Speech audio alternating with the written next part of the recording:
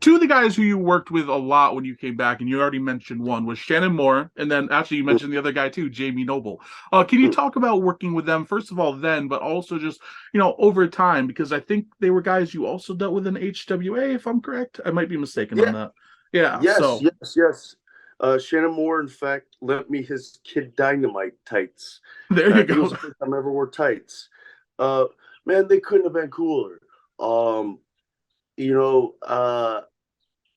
like I'm just thinking about it now, but like that comedian Theo Vaughn, that's who Shannon Moore reminds me of. I always wonder when I see Theo Vaughn, it's Shannon Moore. That's who he is.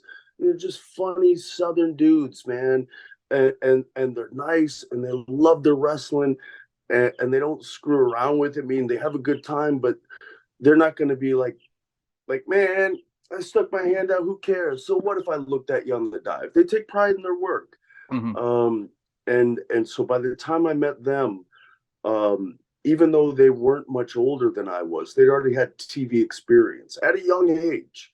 So I was able to learn a lot from these guys real early on, and they were very gracious, very kind, and yeah, they never big leagued me in any way, man. Every cruiserweight was always very kind to me.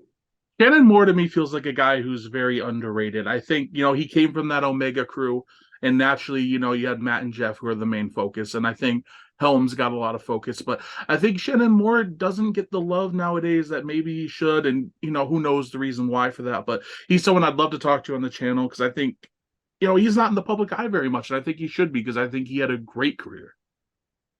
I think he had a great career too because he was a great wrestler. Mm-hmm. I think so.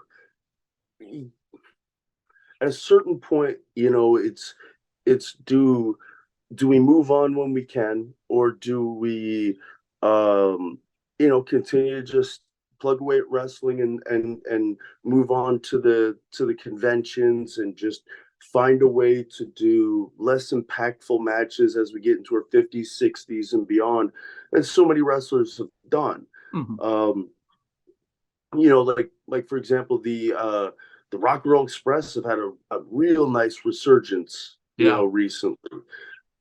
It's great. They're getting booked everywhere, man. It's awesome.